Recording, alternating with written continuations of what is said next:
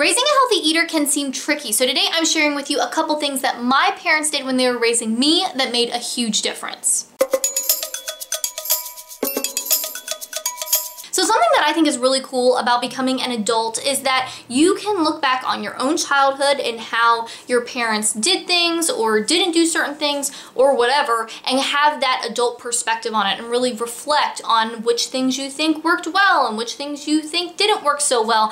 And it's a topic that I really like to discuss with other people. Me and Jason talk about this kind of stuff all the time. I love to talk about, how did your parents handle this certain thing? Well, my parents did it this way, and kind of talk about the differences as well, because every family is different, every parent is different, and every kid is different. And so today I wanted to talk with you about that within the context of food. Now, before we get into everything, if you happen to be new here, my name is Sarah and I'm a dietitian, and this whole channel is about food and nutrition stuff. So if you're into that sort of thing, then make sure that you subscribe. But today we're going to be talking about a couple things that my parents did with regards to food when they were raising me that I think are really important and that you might find helpful as well. So one thing is that in our home, all foods were celebrated. So a great watermelon or a ripe summer tomato or some fresh asparagus, those things were just as exciting as a great pie or hamburger. Another thing they did is they didn't force me to eat any food that I didn't enjoy. And these things now are core principles that I teach as a dietitian based on my knowledge and my training.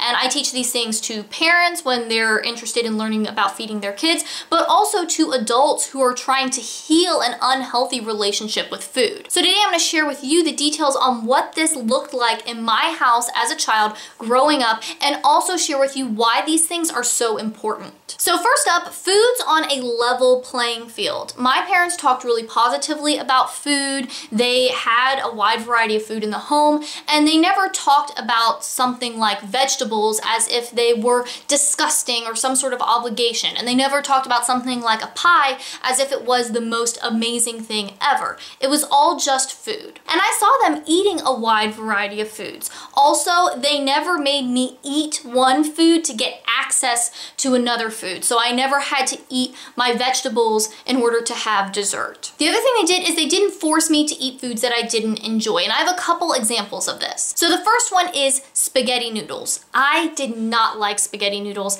as a child. A big thing for me, I think, was the texture. They just seemed kind of like slimy, like you were eating worms or something. They're kind of wiggly. I was not into it, and they didn't force me to eat them. Now, that doesn't mean that we never had spaghetti in our house. We actually had it fairly often, but when it was served, I didn't get a special meal or something like that. I just didn't have to eat it. It was there, it was available if I wanted to have it, but I wasn't forced to eat it. And I would eat the other things that was offered as a part of that meal. So I would have some of the meat sauce and some of the garlic bread that we have, the other things that were offered, and I just passed on the noodles. And I also knew that I could try the spaghetti at any time I wanted, and that was something that I would do often as a child, kind of try them again and see if I liked them. And for a long time I didn't like them, but it was there wasn't pressure to try them, but I was also totally free to try them and had opportunities to try them if I wanted to. Another example is cucumbers. I did not enjoy cucumbers as a child. Something I did really like, though, was dill pickles. And I can still remember when my mom broke the news to me that pickles were made from cucumbers.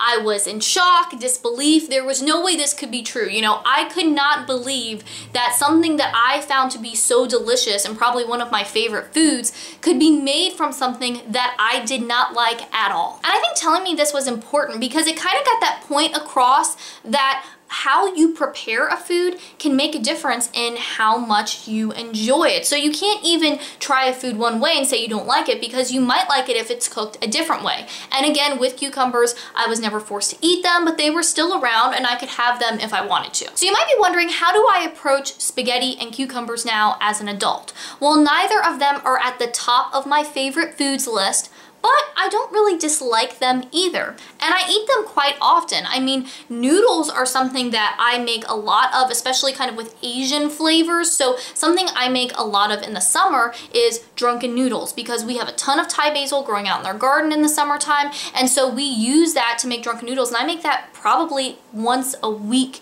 in the summertime. And then with cucumbers, again, not my top favorite food, but I'll get them on sandwiches, I'll have them on salads. I grow a lot of them in my garden. Some of them do get made into pickles because I still do love dill pickles, but I also love to make different recipes with them. And one of my favorite quick summer sides is a salad of cucumber, tomato, and onion. So now that you have some of the backstory and kind of my personal experience, let's talk about why all of this is so important. So the first one, having all foods on an equal playing field and celebrating all foods. This is important because if you are taught as a child that a food is gross, or that it's some sort of obligation, you just have to eat it, or if you are taught that, you have to eat this food to get access to this other food, it really makes it difficult for a child to be neutral and just, experience different foods and really pay attention to the flavors and the textures and what they like and what they don't like, because they have all of this other stuff overshadowing that. Because if you think about it, if you're a kid and your parent or some other adult in your life is signaling to you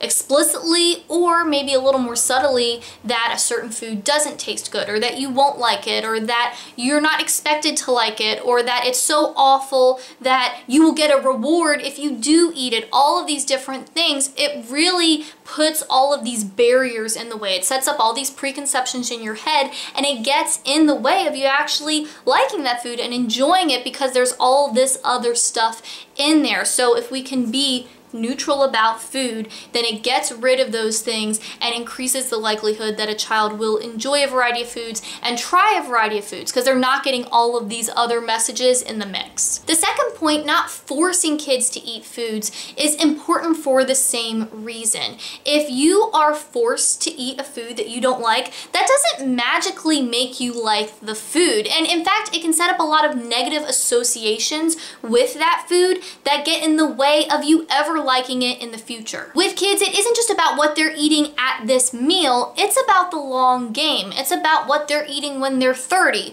when they're the grown-up and they're in charge of the meal planning and the grocery shopping and all the cooking. What are they gonna choose? Now, obviously, we want kids to get adequate nutrition, that's important, but that doesn't all hinge on one meal or one food. Going back to my personal examples, me not eating spaghetti was not going to hinder me nutritionally. I was eating a variety of other foods, I was having other grains and other foods that would provide the nutrients that that spaghetti might have.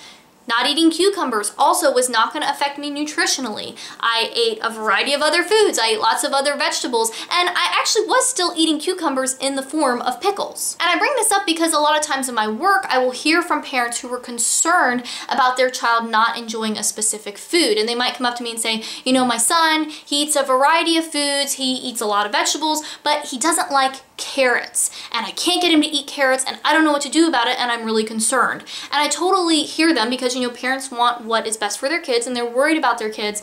But for me as a dietitian, what I want to let you know is that one food is not the end-all be-all when it comes to nutrition. There isn't any one food that everyone needs to eat to be healthy. Nutrients come in a variety of different foods, and so really it's about getting a mixture of different things, but there isn't one food that every single person needs to be eating. If someone doesn't eat carrots, they can get the nutrients in carrots somewhere else, and it isn't something to worry about. And especially with small children, just because they don't enjoy something now doesn't mean that they won't enjoy it later. Again, it's about that long game, it's about the exposure, and maybe in the future they'll enjoy carrots, or maybe they'll just be okay with them but they won't be their favorite foods, or maybe they'll find that they enjoy carrots prepared one way but maybe they don't like it as much prepared a different way. Now, all this doesn't mean that a child gets to dictate what is served at meal times, and that if a child dislikes something that we never have it again, because one, we need to take into account everyone in the family and what everyone likes and what everyone doesn't like so much, and keep all that stuff in mind. One person in the family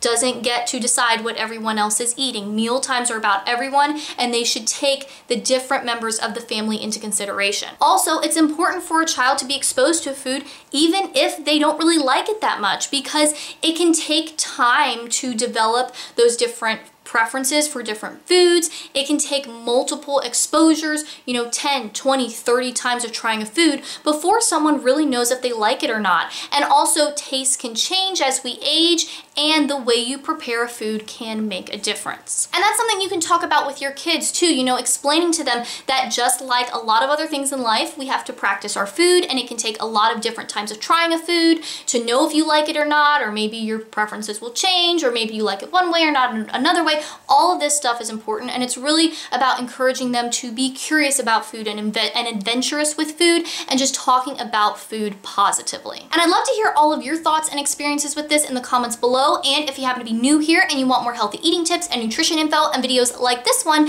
then make sure that you subscribe, because eating healthy and living a healthy lifestyle really doesn't have to be complicated, and I want to show you how to do it. And if you want to watch some more videos, I have a couple linked over here that you might like. Thanks for watching. I hope you're having a great day, and I'll talk to you next time.